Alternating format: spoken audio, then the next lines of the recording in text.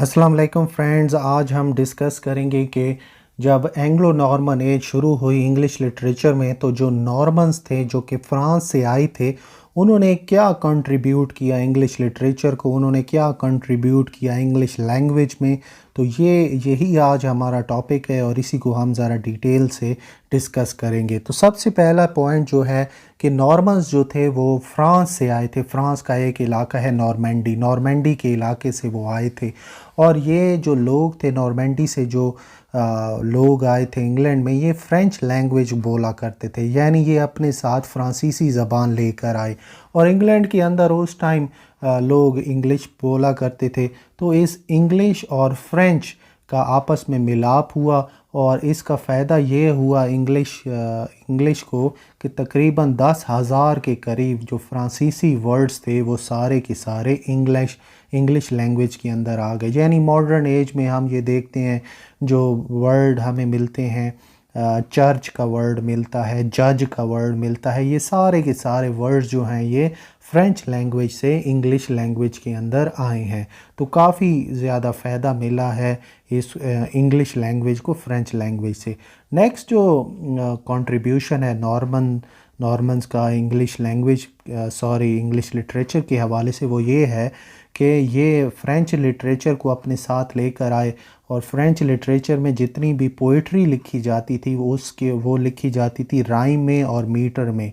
यानी अब French literature से इंग्लिश लिटरेचर में राइम और मीटर का इजाफ़ा हुआ। हमें ये भी पता है कि अगर आप ओल्ड इंग्लिश लिटरेचर को पढ़ें यानी एंग्लो सैक्सन एज को पढ़ें तो वहाँ पर जितनी भी शायरी लिखी गई है वो एलिटरेटिव वर्ड्स में लिखी गई है।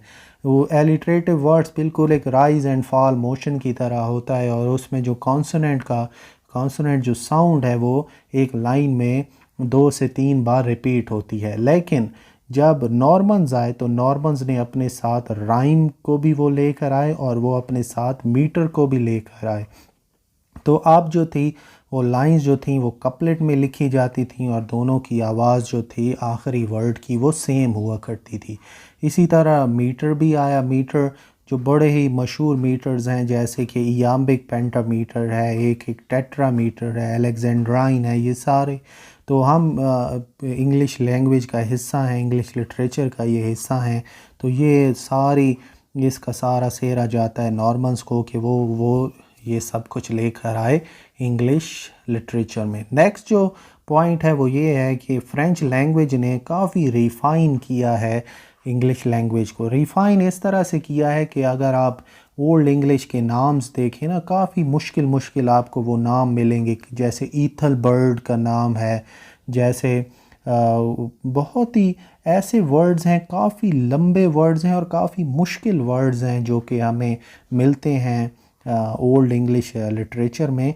तो फ्रेंच लैंग्वेज का ये बहुत बड़ा एहसान भी है और बहुत अच्छी आप ये समझ लें कि उनकी कंट्रीब्यूशन भी है कि उसने रिफ़ाइन कर दिया। ये जो मुश्किल वर्ड्स हैं इनको बिल्कुल ही निकाल के रख दिया है इंग्लिश लैंग्वेज से और बहुत ही सादा कर दिया है इंग्लिश लैंग्वेज को फ्रेंच लैंग्वेज ने।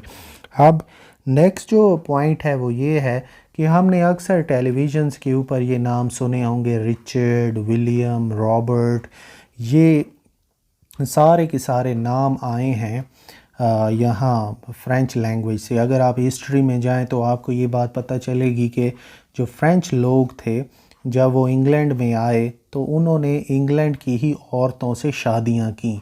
यानी इंग्लैंड की औरतों से शादियाँ करने के बाद, क्योंकि वो फ्रांसीसी लोग थे, उन्हीं ने ही कब्ज़ा किया हुआ था इंग्लैंड के ऊपर। तो जब इन लोगों की शादियां हुई और जब इनके बच्चे पैदा हुए तो इन्होंने वही नाम रखे जो कि ये नॉर्मेंडी के इलाके में रखा करते थे अपने बच्चों के। तो यहाँ पर इन्होंने रॉबर्ट, विलियम, विक्टोरिया, एलिज़ाबेथ, ये सारे नाम जो हैं ये फ़्रेंच लैंग्वेज से ही आए हैं इंग्लिश लैंग्वेज में। तो ये भी बहुत बड़ा कंट्रीब्यूशन है फ्रेंच लैंग्वेज का इंग्लिश लैंग्वेज में। तो ये मेजर पॉइंट्स थे जिनको हम कह सकते हैं कि जब एंग्लो नॉर्मन एज शुरू हुई इंग्लिश लिटरेचर में तो ये बेनिफिट्स, ये एडवांटेजेस और ये फ़ायदे मिले इंग्लिश लैंग्वेज को फ्रेंच लैंग्वेज की तरफ से।